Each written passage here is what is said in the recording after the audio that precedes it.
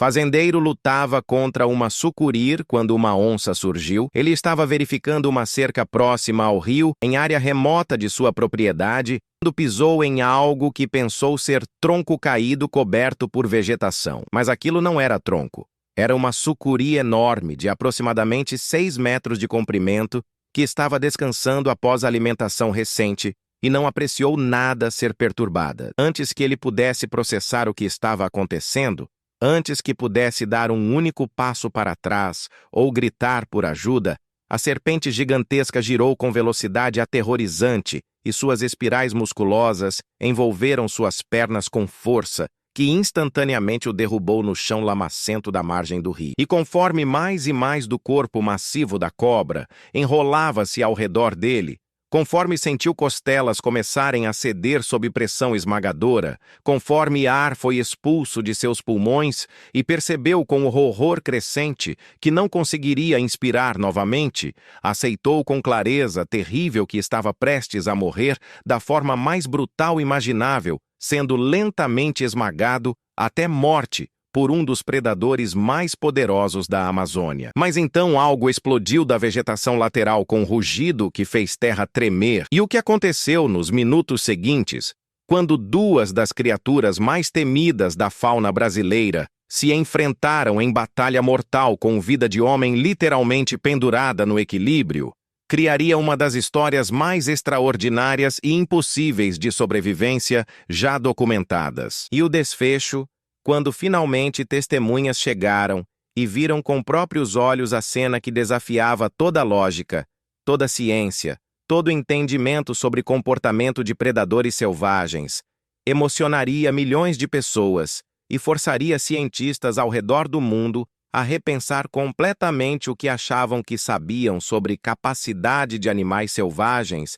para gratidão, memória e até algo que perigosamente se aproxima de senso moral. A história começa 9 meses antes do incidente que mudaria tudo para sempre. Seu Benedito Ferreira tinha 54 anos e vivia em fazenda de proporções consideráveis no interior do Pará, na região de Altamira, em área onde a floresta amazônica encontra vastas extensões de rios e igarapés, criando labirinto aquático através da selva densa. Benedito era paraense de 5ª geração. Sua família havia chegado naquela região durante o ciclo da castanha do Pará, no início do século XX. Havia estabelecido pequena comunidade que cresceu e prosperou ao longo das décadas através de trabalho árduo e respeito pela terra. Diferente de muitos grandes proprietários da região que viam a Amazônia apenas como recurso a ser explorado até exaustão, Benedito sempre manteve relação quase reverencial com floresta e seus habitantes. Aproximadamente 60% de sua propriedade, de mais de 1.500 hectares, era mantida como reserva preservada, onde fauna podia transitar livremente, não apenas por obrigação legal, mas por convicção profunda de que floresta tinha valor intrínseco que transcendia qualquer exploração econômica. Era homem de estatura média, mas constituição excepcionalmente forte, resultado de 5 décadas de trabalho físico intenso sob sol equatorial. Sua pele era morena escura, queimada por incontáveis dias, trabalhando em clareiras abertas, marcada por cicatrizes que contavam histórias de encontros com ferramentas afiadas, animais peçonhentos e os 1000 perigos que vida na Amazônia apresentava diariamente. Seus cabelos eram completamente grisalhos agora, cortados sempre muito curtos por praticidade, e seu rosto era marcado por rugas profundas que criavam mapa de expressões repetidas ao longo de décadas, linhas ao redor dos olhos de anos, esquentando contra sol intenso, vincos profundos ao redor da boca de sorrisos frequentes, apesar das dificuldades inerentes à vida rural amazônica. Benedito era viúvo havia apenas 2 anos, desde que sua esposa, Clarice, havia sucumbido ao câncer que a consumiu com rapidez cruel ao longo de apenas 8 meses, desde diagnóstico até morte. Tinham tido 5 filhos juntos,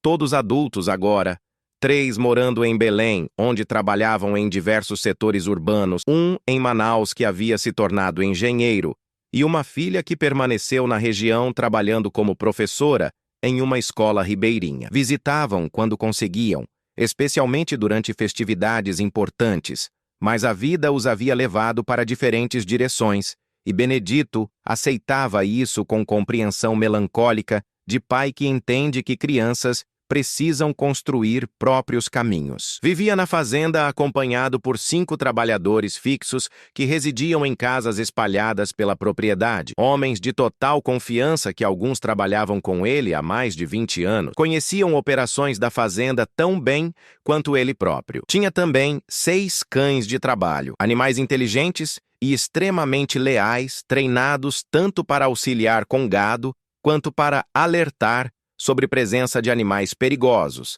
essenciais em ambientes onde onças, jacarés e cobras grandes eram parte constante da realidade. Sua rotina diária era completamente ditada pelas demandas implacáveis de fazenda amazônica e ciclos da natureza que não respeitavam calendários ou conveniências humanas. Acordava invariavelmente antes das 5 da manhã, preparava café forte e escuro em cafeteira de alumínio antiga que havia pertencido a seu pai, comia tapioca com queijo coalho ou bolo simples de mandioca e saía para começar trabalho antes que calor se tornasse verdadeiramente opressivo. Durante a estação das chuvas, que na região se estendia aproximadamente de dezembro a maio, grande parte do trabalho envolvia gerenciar impacto das precipitações monumentais que podiam transformar áreas secas em lagos temporários em questão de horas, mover gado para terrenos mais elevados,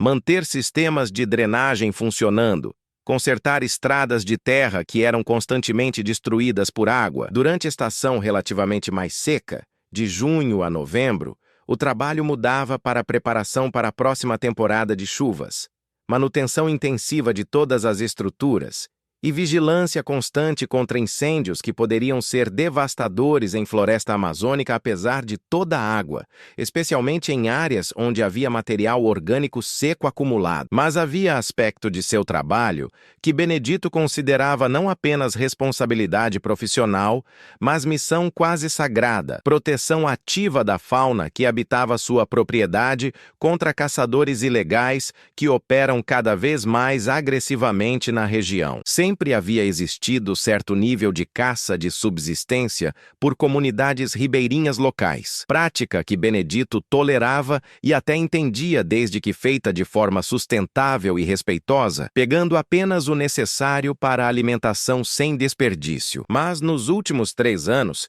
grupos organizados de caçadores comerciais haviam começado a operar extensivamente na região, criminosos bem equipados que vinham especificamente para capturar ou matar animais selvagens para mercado negro extremamente lucrativo. Instalaram armadilhas cruéis e indiscriminadas por toda a floresta, laços de aço que estrangularam lentamente, cepos de ferro que esmagavam membros condenando animais à morte agonizante por infecção ou inanição, até redes enormes estendidas entre árvores para capturar aves raras. Benedito havia encontrado dezenas de animais mortos ou terrivelmente feridos nessas armadilhas ao longo dos anos recentes, capivaras com patas traseiras esmagadas, arrastando-se desesperadamente, veados presos em laços há dias desidratados além de salvação, até jaguatiricas jovens capturadas para serem vendidas como animais de estimação exóticos. Cada descoberta dessas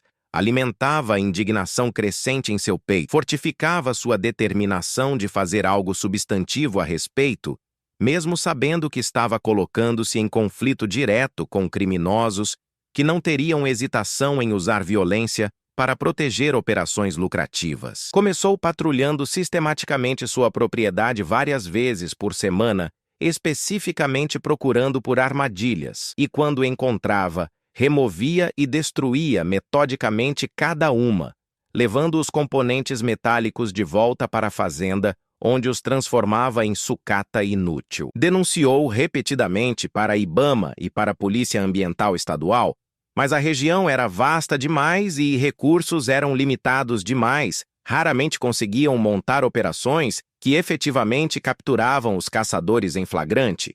Então Benedito havia efetivamente tomado sobre si a tarefa de ser guardião da fauna em suas terras, sabendo perfeitamente que estava arriscando represálias, mas simplesmente incapaz de ficar passivo diante de sofrimento animal que testemunhava. Seus trabalhadores ocasionalmente expressavam preocupação sobre os riscos que ele estava correndo, sugeriam que deveria pelo menos levar alguém junto durante patrulhas ou pelo menos carregar a arma, mas Benedito era teimosamente independente e acreditava profundamente que sua causa era justa o suficiente para valer os riscos pessoais. Foi durante uma dessas patrulhas, aproximadamente 9 meses antes do incidente que quase custou sua vida, que Benedito teve encontro que estabeleceria conexão improvável que eventualmente o salvaria de forma mais dramática imaginável. Estava verificando área próxima ao rio Xingu, em região particularmente densa de sua propriedade,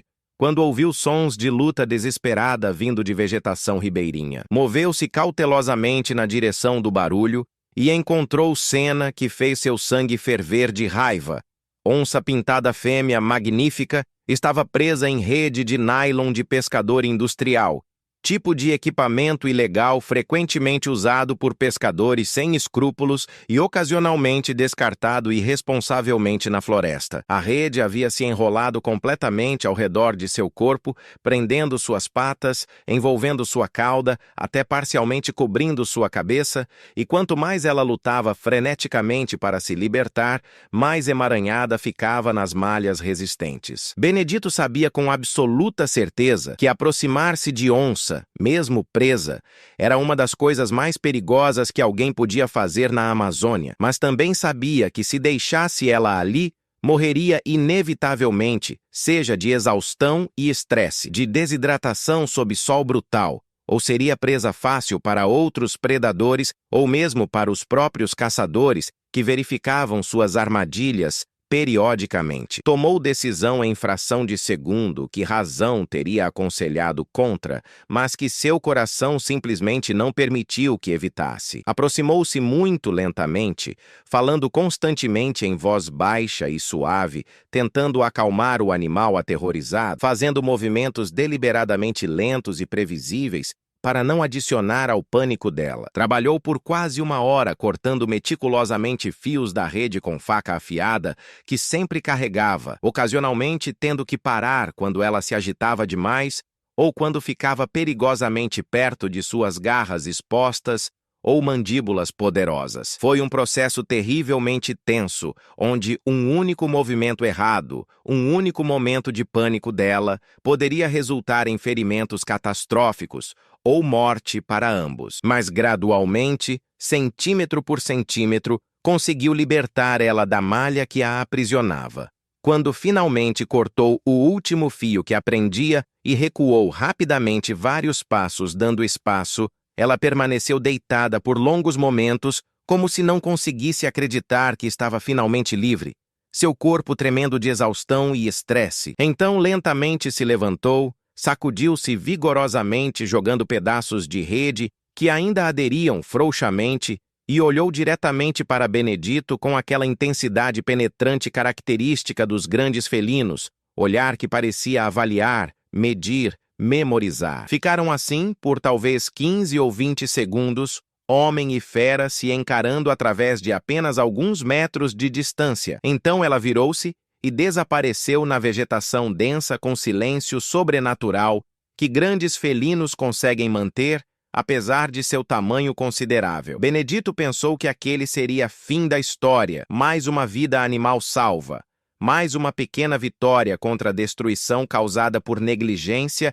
e ganância humana, mas estava completamente enganado sobre isso. Nas semanas e meses que se seguiram, começou a notar presença consistente daquela onça específica em sua propriedade, reconhecendo-a por padrão distintivo de rosetas em seu flanco direito e por cicatriz pequena, mas visível em sua orelha esquerda, provavelmente de briga territorial em seu passado. Câmeras de trilha que havia instalado para monitorar movimento de fauna capturavam ela transitando regularmente através de várias partes da fazenda e, notavelmente, extraordinariamente, Nunca uma única vez atacou qualquer de seus animais domésticos, apesar de ter amplas oportunidades para fazê-lo. Gado pastava frequentemente em áreas onde ela claramente transitava, baseado em pegadas frescas. Galinhas vagavam livremente durante o dia, em área relativamente próxima à borda da floresta,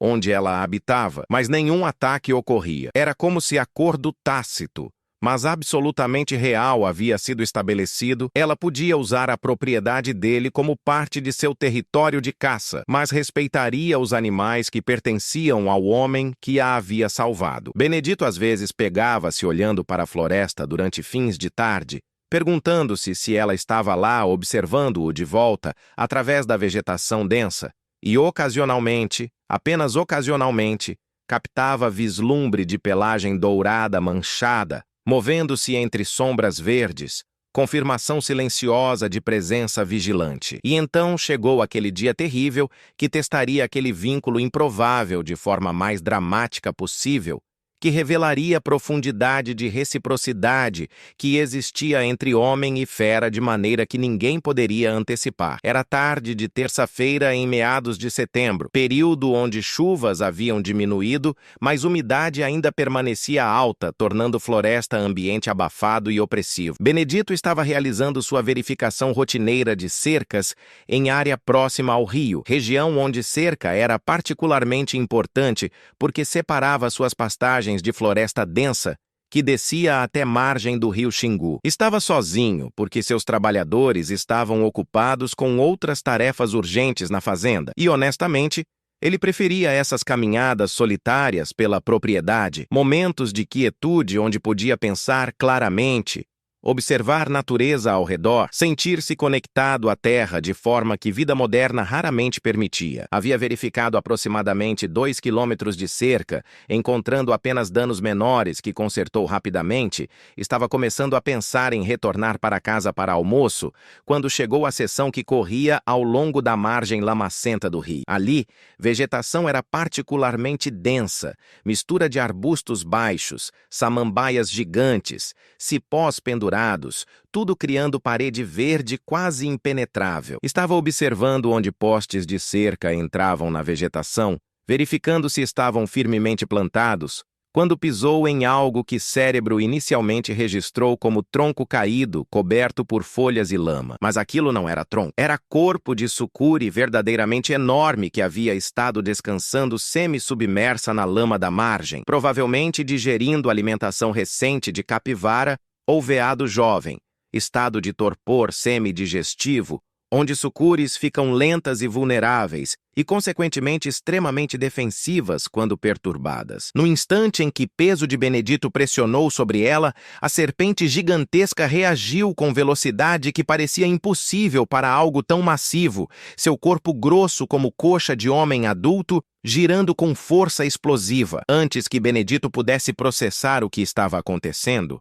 antes que pudesse dar um único passo para trás ou gritar, as espirais musculosas envolveram suas pernas abaixo dos joelhos, com um aperto que era como ter sido pego em corrente motorizada de aço. Força foi tão súbita e tão avassaladora que suas pernas foram instantaneamente arrancadas debaixo dele, corpo inteiro caindo violentamente para trás, aterrissando duramente na lama com impacto que expeliu todo o ar de seus pulmões em grunhido involuntário. E então, antes que pudesse recuperar orientação, mais do corpo da sucuri enrolou-se sobre ele, espiral após espiral de músculo puro, subindo por suas pernas, envolvendo sua cintura, começando a comprimir seu tórax. Tentou instintivamente puxar braços livres para empurrar as espirais para longe, mas era absolutamente inútil. Era como tentar empurrar concreto. Os músculos da cobra eram literalmente mais fortes do que qualquer coisa que força humana podia opor. Mais espirais envolveram-no, subindo para seu peito, e sentiu com horror crescente suas costelas começarem a flexionar sob pressão. Ouviu estalidos pequenos, conforme cartilagem começava a ceder. Tentou gritar, mas não havia ar suficiente em pulmões comprimidos para produzir mais do que sussurro estrangulado. Pânico absoluto inundou seu sistema, conforme percebeu com clareza brutal que estava sendo morto.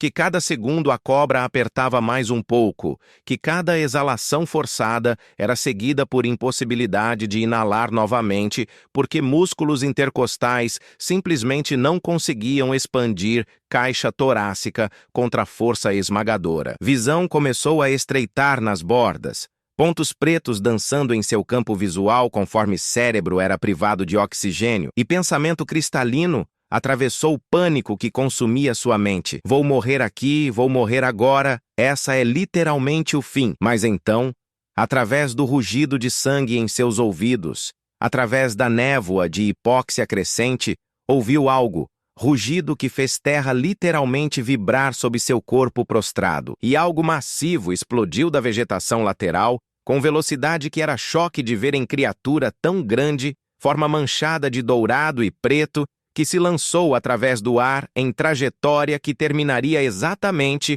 onde a cabeça da sucuri estava posicionada, tentando encontrar melhor ângulo para envolver completamente sua presa humana. A onça, aquela mesma fêmea que Benedito havia libertado 9 meses antes, havia chegado como furioso vendaval de garras e presas. Suas mandíbulas se fecharam ao redor do pescoço grosso da sucuri, logo atrás da cabeça com força de mordida, que é literalmente a mais poderosa de todos os felinos do mundo, proporcionalmente ao tamanho corporal. Força suficiente para esmagar crânio de jacaré ou perfurar casco de tartaruga. A sucuri, confrontada súbita e completamente inesperadamente por predador, que era ameaça mortal genuína, fez única coisa que podia fazer. Tentou defender-se. Mas isso significava que tinha que liberar pelo menos parte de seu aperto sobre Benedito para redirecionar força para lidar com um novo atacante. Espirais ao redor de seu peito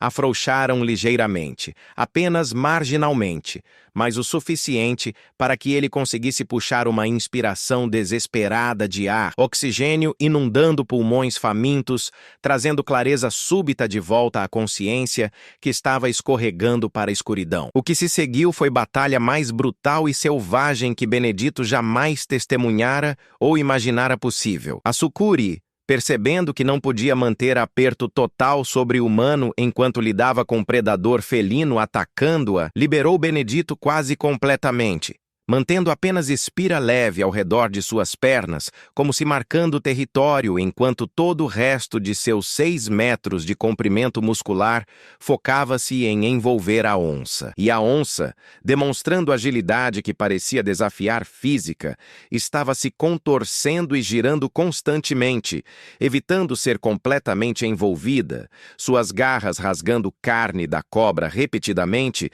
seus dentes mantendo aperto mortal sobre o pescoço da serpente. Sangue, tanto da cobra quanto de alguns ferimentos superficiais na onça, onde espirais haviam conseguido apertar brevemente, manchava lama ao redor, transformando o solo em pasta vermelha e marrom. Ruídos eram cacofonia de sibilos furiosos da sucuri, rosnados e rugidos da onça, sons de impacto quando corpos massivos rolavam e batiam contra chão e vegetação ao redor. Benedito, ainda parcialmente preso por aquela espira leve, mas incapaz de liberar-se sozinho sem ajuda, podia apenas observar com mistura de horror e fascínio conforme 2 das criaturas mais poderosas da Amazônia lutavam literalmente sobre e ao redor dele. A batalha durou talvez 4 ou 5 minutos, embora para Benedito parecesse eternidade, cada segundo carregado com possibilidade de que a luta podia girar em sua direção e esmagá-lo acidentalmente,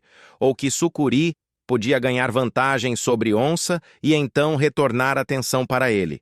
Mas gradualmente, inexoravelmente, ficou claro que onça estava vencendo. Sua mordida no pescoço da sucuri nunca afrouxou nem por segundo, e embora a cobra tentasse desesperadamente envolver o felino em espirais mortais, a onça era simplesmente muito ágil, muito forte, muito absolutamente letal em combate próximo. Finalmente, com convulsão massiva que fez corpo inteiro da serpente chicotear violentamente uma última vez, a sucuri parou de lutar. A onça manteve mordida por mais 1 minuto inteiro, garantindo que a ameaça estava verdadeiramente neutralizada. Então liberou e recuou alguns passos, seu peito subindo e descendo rapidamente de esforço, sangue manchando seu focinho e peito onde ferimentos superficiais sangravam. Benedito e a onça ficaram olhando um para o outro através de talvez 3 metros de distância, ambos respirando pesadamente, ambos manchados de lama e sangue, corpo morto da sucuri entre eles,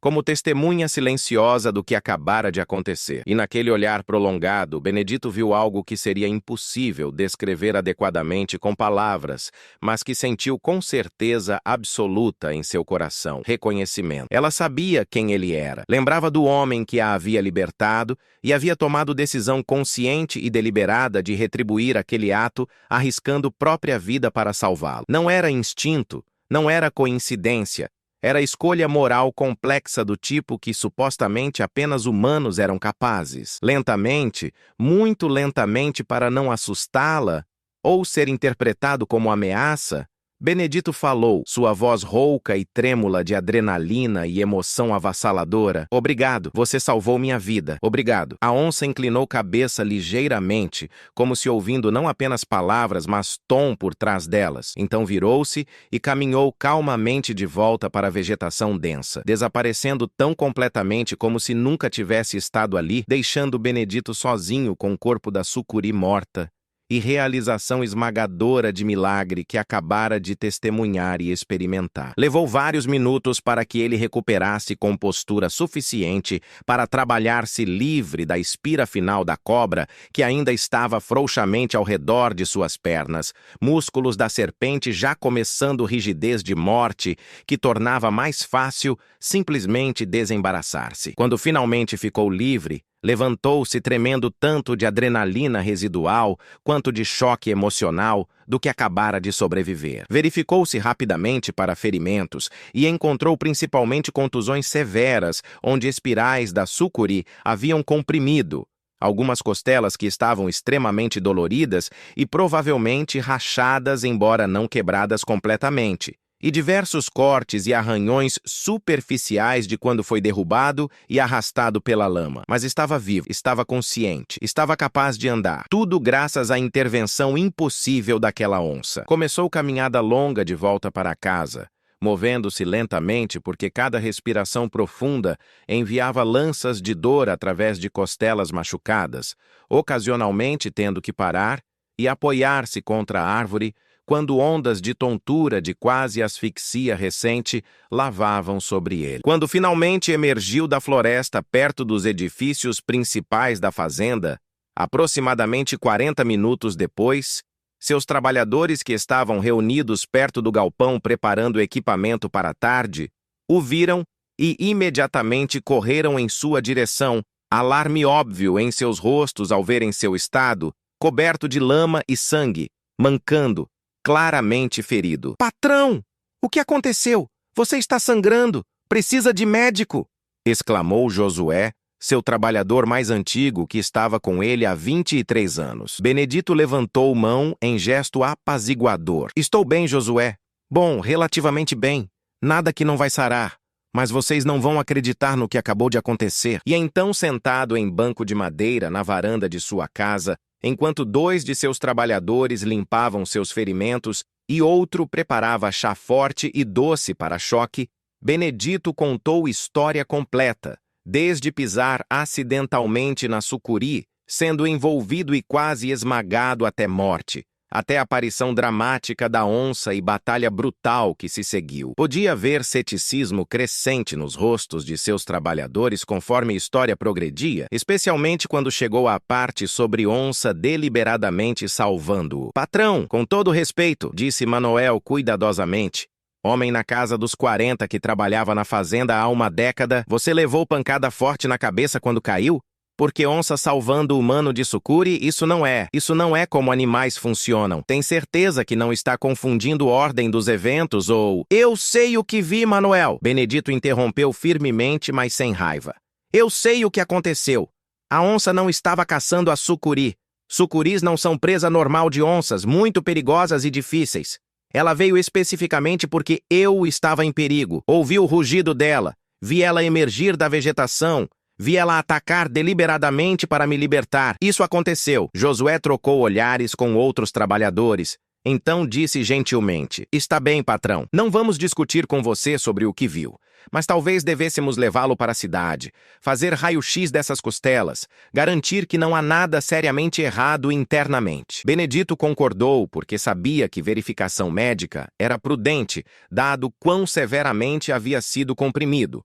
Então ele e Josué fizeram viagem de 1 hora até Altamira, onde pequeno hospital podia fazer exames básicos. Raios-X revelaram 2 costelas rachadas, mas não deslocadas, contusões extensas, mas nenhum dano a órgãos internos, e médico prescreveu repouso, analgésicos e instruções estritas para retornar imediatamente se desenvolvesse qualquer dificuldade respiratória que pudesse indicar complicações. Durante viagem de volta, Josué, dirigindo cuidadosamente sobre estrada de terra cheia de buracos, tentando minimizar solavancos que faziam Benedito gemer involuntariamente, o trabalhador mais velho finalmente falou sobre elefante na sala. "Patrão, sobre aquela história da onça. Não é que não acreditamos em você exatamente, é que é muito difícil de aceitar, sabe? Mas se realmente aconteceu do jeito que você diz, então isso é algo extraordinário.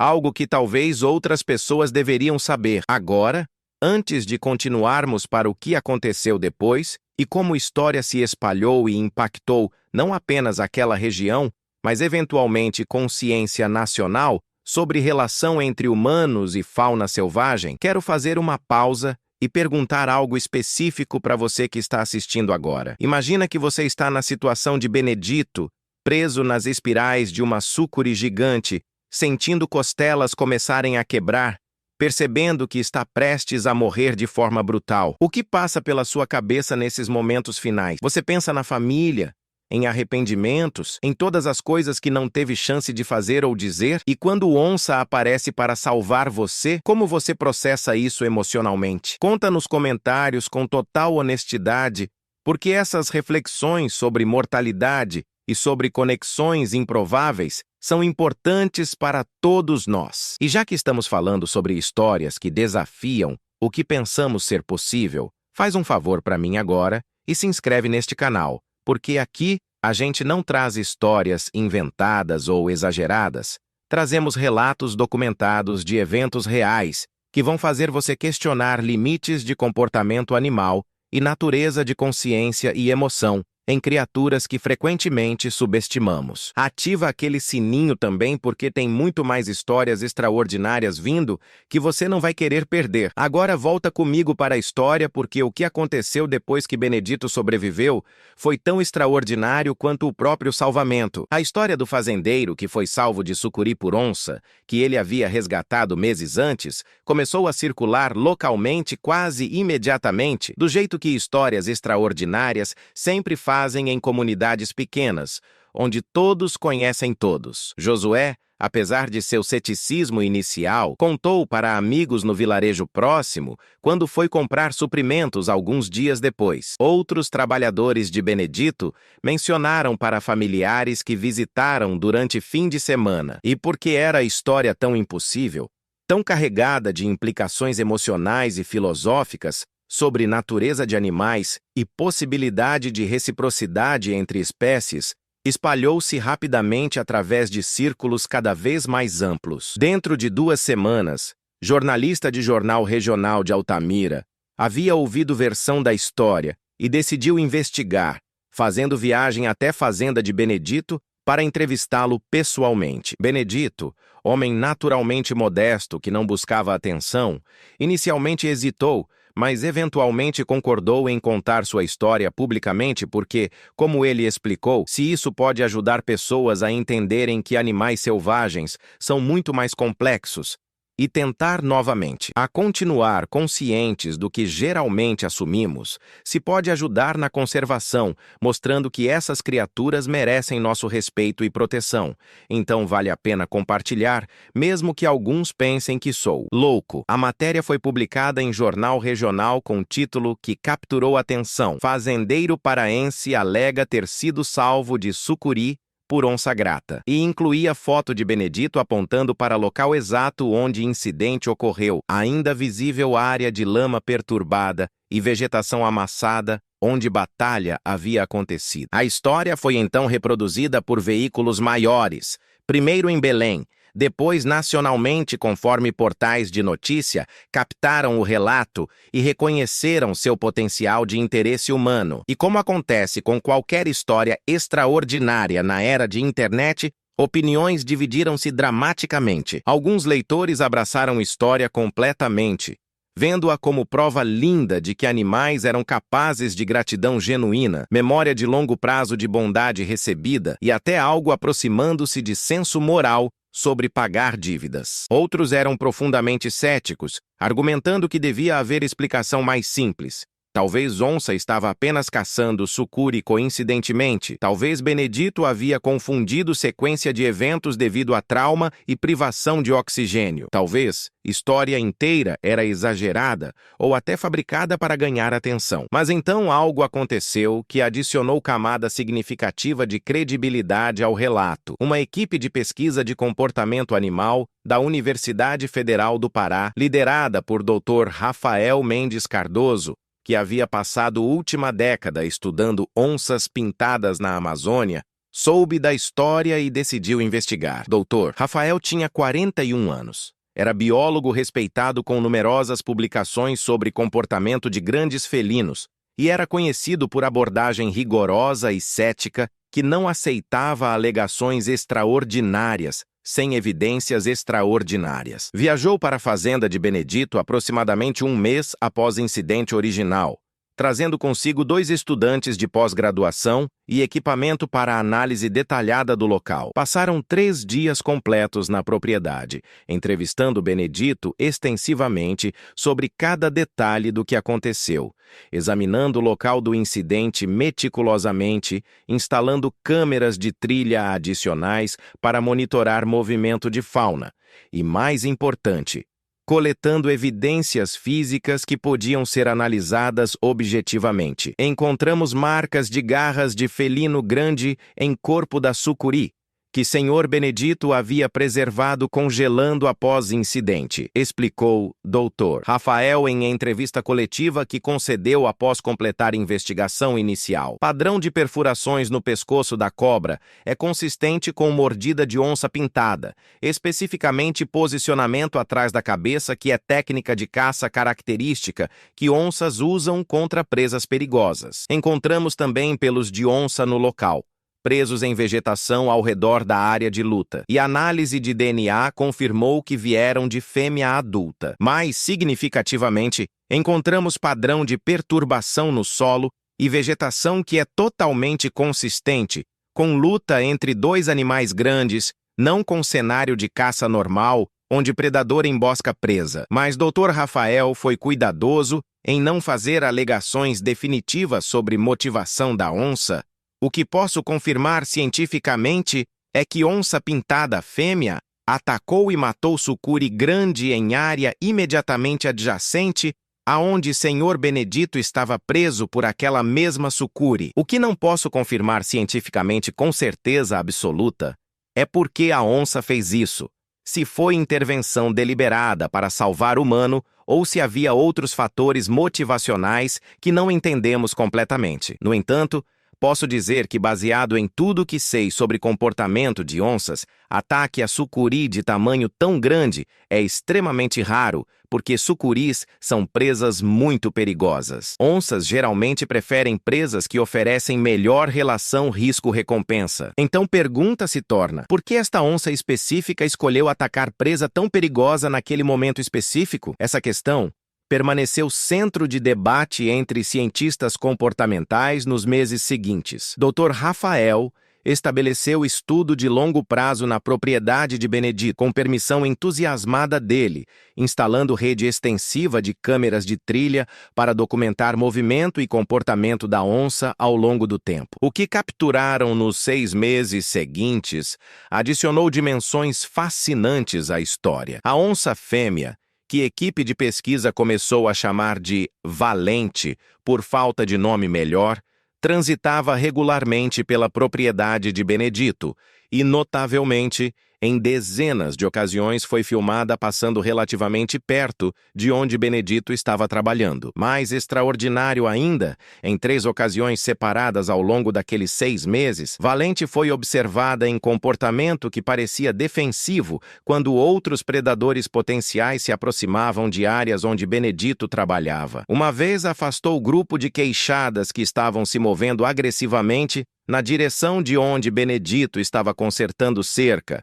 Queixadas podem ser extremamente perigosos para humanos quando em grupos e se sentem ameaçados. Outra vez foi filmada observando o jacaré grande que havia saído do rio, perto de onde Benedito trabalhava na margem, e ela posicionou-se entre jacaré e humano até que réptil retornou para a água. Esses comportamentos são estatisticamente anômalos, explicou o Dr. Rafael em artigo que eventualmente publicou em jornal científico internacional. Onças normalmente evitam proximidade com humanos, não buscam ativamente, e comportamento que parece protetor em relação a humano específico é algo que simplesmente não temos documentação prévia na literatura científica sobre Panthera onca. Isso sugere nível de cognição social e memória individual que expande nosso entendimento sobre capacidades mentais destes animais. Mas talvez evidência mais convincente de vínculo real entre Benedito e Valente veio aproximadamente 8 meses após o incidente original e foi capturado em vídeo que eventualmente seria visto por milhões de pessoas online. Benedito estava trabalhando sozinho em área de floresta próxima ao rio, limpando vegetação invasiva que estava ameaçando sufocar árvores nativas jovens que ele havia plantado como parte de projeto pessoal de reflorestamento. Estava tão absorvido no trabalho que não notou imediatamente quando Valente emergiu da floresta e sentou-se a aproximadamente 15 metros de distância, simplesmente observando-o trabalhar. Foi apenas quando fez pausa para beber água que olhou para cima e a viu ali. Por momento, ficou completamente imóvel, seu coração acelerando instintivamente, apesar de saber racionalmente que ela nunca havia demonstrado agressão em relação a ele. Então, muito lentamente, abaixou-se e sentou-se no chão, tornando-se menos ameaçador em postura, e simplesmente observou de volta. Ficaram assim por vários longos minutos, homem e onça se encarando através de distância que era simultaneamente grande o suficiente para a segurança, mas pequena o suficiente para a comunicação. Então Valente fez algo que fez lágrimas brotarem nos olhos de Benedito instantaneamente. Ela deitou-se completamente, rolou parcialmente de lado em posição que em linguagem corporal felina indica confiança e falta de agressão, e começou a se limpar calmamente, ocasionalmente olhando na direção dele, mas claramente relaxada e confortável em sua presença. Benedito havia trazido consigo pequena câmera que usava para documentar progresso de seu projeto de reflorestamento e, com mãos tremendo ligeiramente de emoção, conseguiu filmá-la por aproximadamente 5 minutos antes que ela eventualmente se levantasse, espreguiçasse-se longamente como gatos fazem e caminhasse de volta para a floresta. O vídeo, quando o Dr. Rafael o analisou, foi declarado autêntico e extraordinário. Esse comportamento de rolamento lateral e grooming na presença de humano é essencialmente o que chamamos de comportamento afiliativo, tipo de comportamento que onças demonstram para membros de seu grupo social imediato, que em caso de onças adultas solitárias, significa essencialmente apenas durante cortejo ou cuidado maternal, explicou o Dr. Rafael. Ver isso direcionado ao humano é francamente sem precedentes na minha experiência profissional. O vídeo foi compartilhado com permissão de Benedito em plataformas de mídia social pela equipe de pesquisa, acompanhado por contexto completo da história original de salvamento. Viralizou rapidamente, acumulando milhões de visualizações em questão de dias, com pessoas ao redor do mundo compartilhando e comentando sobre implicações emocionais e filosóficas. Comentários variavam de profundamente emocionados: "Estou chorando assistindo isso, é prova mais linda de gratidão animal que já vi", a cientificamente curiosos: "Precisamos de mais pesquisa sobre cognição em grandes felinos. Claramente estamos subestimando suas capacidades", asceticamente cautelosos: "Correlação não é causação.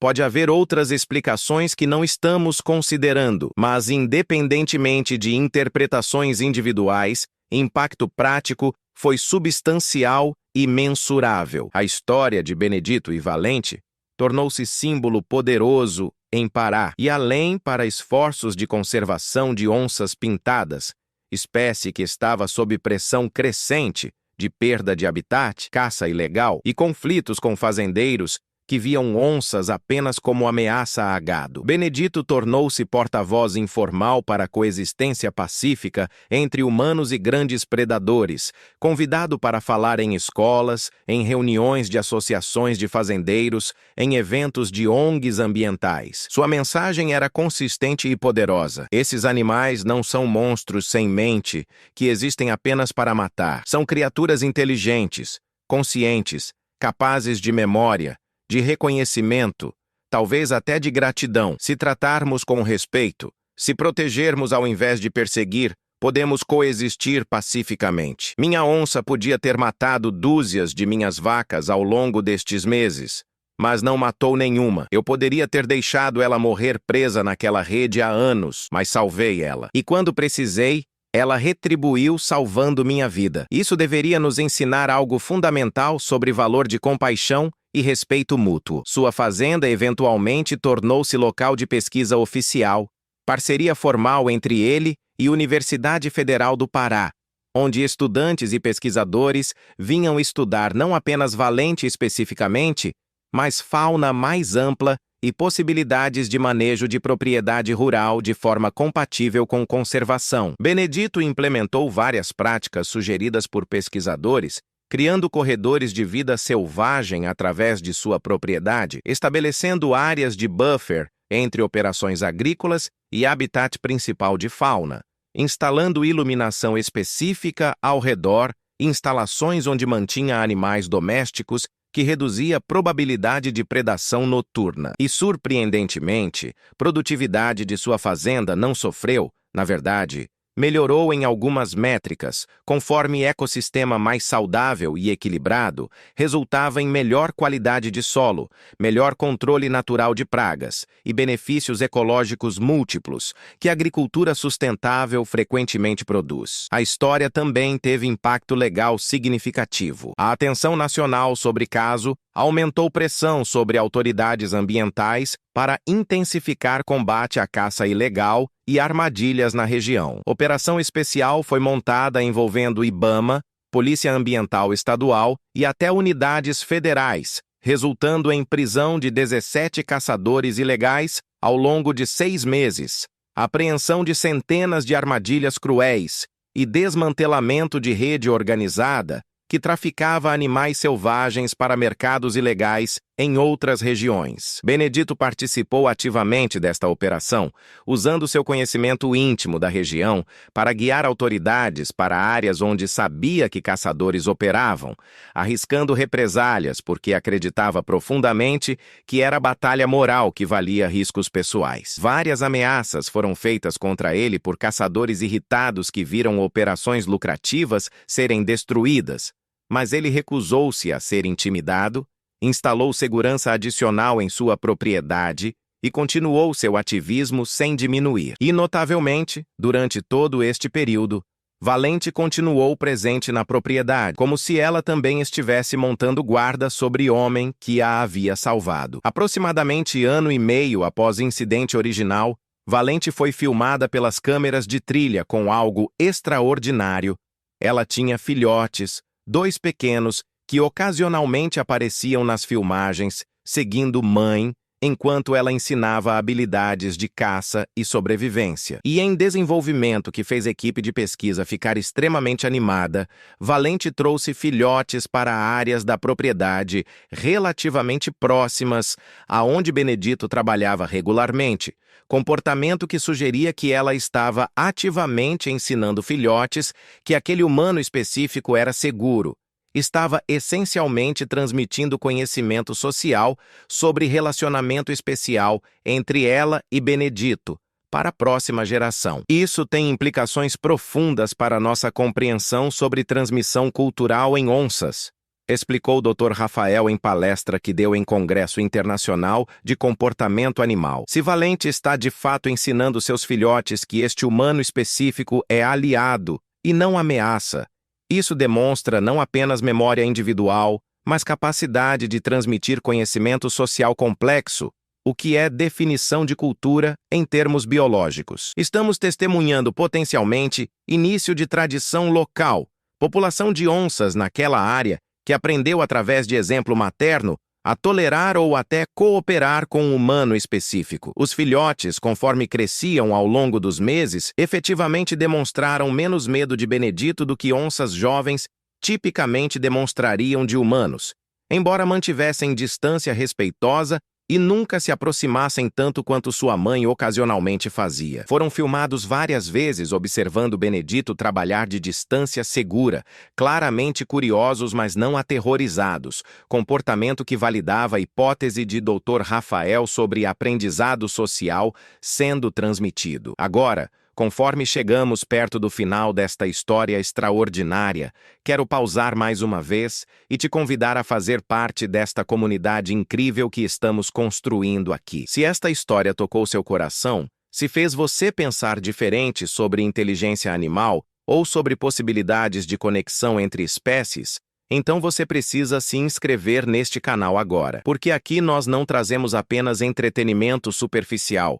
Trazemos histórias reais e documentadas que expandem nossa compreensão sobre mundo natural e nosso lugar nele. E mais do que isso, queremos ouvir você. Nos comentários abaixo, conta se você já teve algum encontro extraordinário com um animal selvagem, qualquer momento onde sentiu conexão que transcendeu barreira entre espécies. Ou conta o que aprendeu com a história de Benedito e Valente, como ela mudou ou confirmou suas crenças sobre consciência animal. Compartilha também com amigos e família que você sabe que apreciariam esta história, porque quanto mais pessoas entendem que animais selvagens são criaturas complexas e conscientes dignas de respeito e proteção, mais forte fica o movimento de conservação que todos nós precisamos apoiar. Esta é comunidade de pessoas que acreditam em possibilidades extraordinárias, que mantém mente aberta, mas pensamento crítico, que querem fazer diferença real para a proteção de vida selvagem. Então se inscreve, ativa o sininho e se junta a nós nesta jornada incrível. Agora,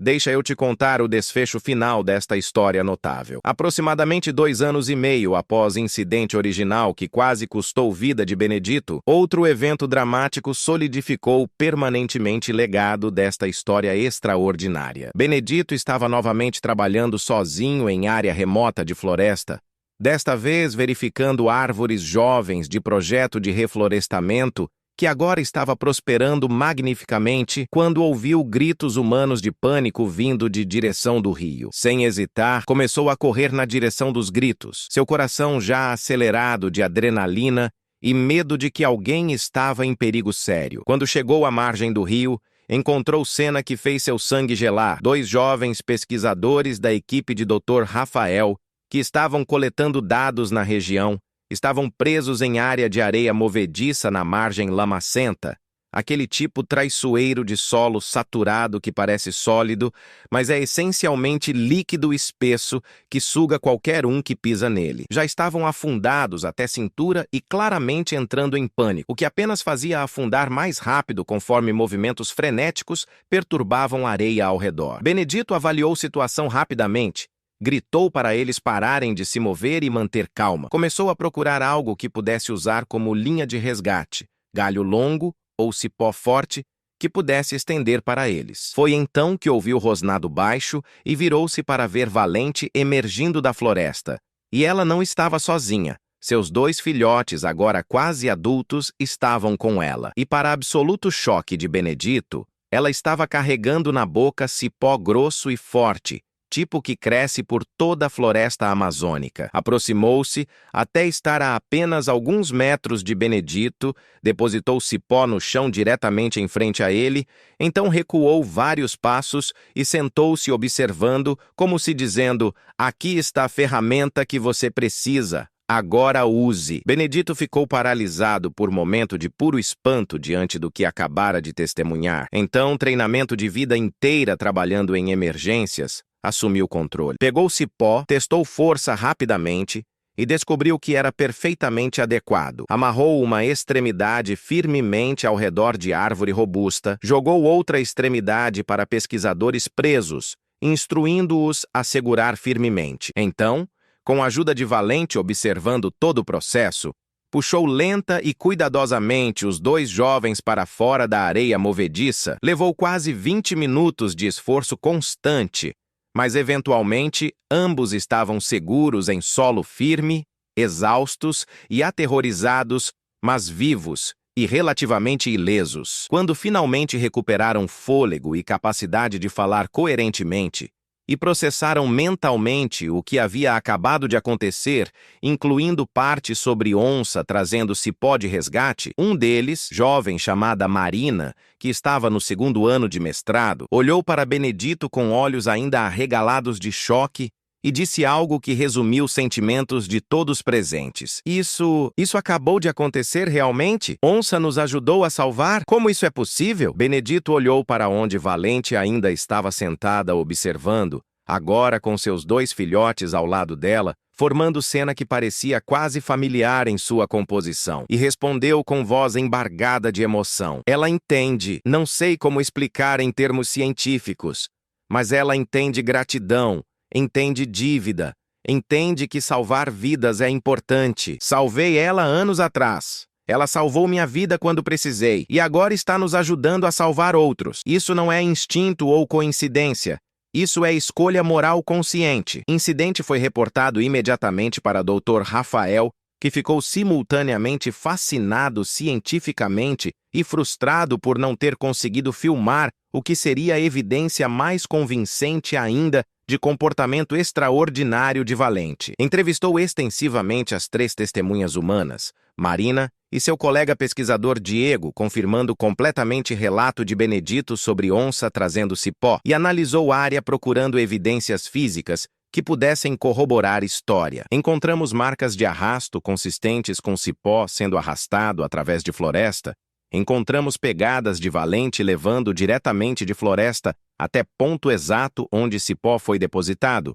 E mais importante, encontramos marcas de dentes de felino no cipó consistentes com ser carregado na boca de onça, relatou o Dr. Rafael. O que não posso explicar cientificamente com modelos comportamentais existentes é como ou por que Valente tomou decisão de trazer aquele cipó especificamente. Sugere nível de compreensão sobre necessidades humanas e sobre ferramentas e resolução de problemas que está muito além do que literatura científica atual atribui a grandes felinos. Este incidente final transformou história de caso científico interessante em fenômeno cultural completo. Documentário foi produzido por cineasta brasileiro renomado, compilando footage de câmeras de trilha, entrevistas com Benedito e equipe de pesquisa, recreações dramatizadas dos eventos principais e análise de especialistas internacionais em comportamento animal. Foi apresentado em festival de cinema ambiental importante, ganhou vários prêmios e eventualmente foi adquirido por serviço de streaming internacional, onde alcançou audiência global. Livro foi escrito por jornalista científica sobre casos, explorando não apenas eventos específicos, mas questões filosóficas e éticas mais amplas sobre consciência animal, sobre fronteiras de cognição não humana, sobre implicações morais de reconhecer que animais que tradicionalmente vemos como selvagens e perigosos podem ser capazes de pensamento moral complexo. História inspirou mudanças concretas em política de conservação, não apenas no Pará, mas em toda a Amazônia Legal. Programas foram estabelecidos para compensar fazendeiros por perdas de gado causadas por predação de onças, reduzindo o incentivo para caçar ou envenenar onças em retaliação. Corredores de vida selvagem foram criados ligando áreas protegidas através de propriedades privadas participantes, permitindo que onças e outras espécies amplas ranging possam mover-se através de paisagem sem entrar em conflito constante com humanos. Programas educacionais foram desenvolvidos para escolas rurais, ensinando crianças sobre importância ecológica de predadores de topo e sobre como coexistir seguramente com fauna perigosa. E talvez mais significativamente, atitudes mudaram. Pesquisas de opinião pública conduzidas antes e depois de História de Benedito e Valente ganhar atenção nacional mostraram mudança mensurável em como a população rural via onças pintadas, de pragas perigosas que deviam ser eliminadas para criaturas valiosas que mereciam proteção e respeito. Não foi transformação completa. Conflitos ainda existiam e alguns fazendeiros ainda matavam onças ilegalmente, mas era mudança real e quantificável que traduziu em aumento de população de onças em região ao longo dos anos seguintes. Quanto a Benedito pessoalmente, ele continuou vivendo em sua fazenda, continuou seu trabalho de conservação e ativismo, continuou sendo guardião daquela terra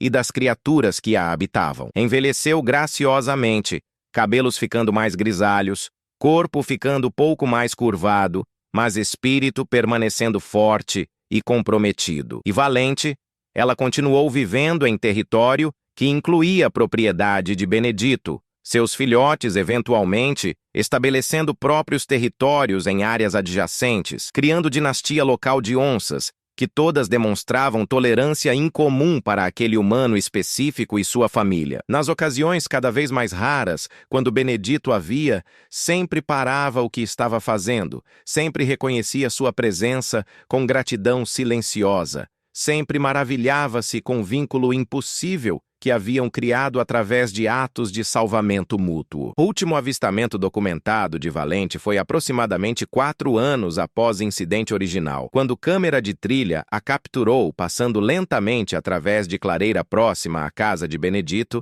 Ela estava visivelmente mais velha, agora, movendo-se com mais cuidado, pelagem mostrando sinais de idade. Parou no meio da clareira, olhou diretamente na direção da casa como se soubesse que câmera estava ali, como se quisesse deixar mensagem final. Então continuou para a floresta, desaparecendo pela última vez. Nunca foi filmada novamente após aquilo, e pesquisadores eventualmente concluíram que havia provavelmente morrido de causas naturais em algum lugar profundo, em território que havia chamado de lar durante tanto tempo. Benedito, quando soube que ela provavelmente havia falecido, chorou abertamente pela primeira vez desde a morte de sua esposa, lamentando perda de criatura que havia salvado sua vida, que havia demonstrado capacidades que ciência mal estava começando a reconhecer como possíveis, que havia mudado fundamentalmente não apenas sua vida, mas compreensão de milhões de pessoas sobre natureza de consciência animal. Esta é a história de Benedito Ferreira e onça pintada conhecida como Valente, história que desafia nossas suposições sobre fronteiras entre espécies, sobre possibilidades de gratidão e reciprocidade, transcendendo barreiras entre humanos e animais selvagens, sobre coragem necessária para salvar vida, mesmo quando envolve risco pessoal significativo, e sobre como atos individuais de compaixão podem criar ondulações que, eventualmente, transformam atitudes culturais inteiras. É história que é simultaneamente extraordinária em suas especificidades, mas também universal em suas implicações sobre nossa relação com o mundo natural, que compartilhamos com incontáveis outras formas de vida consciente.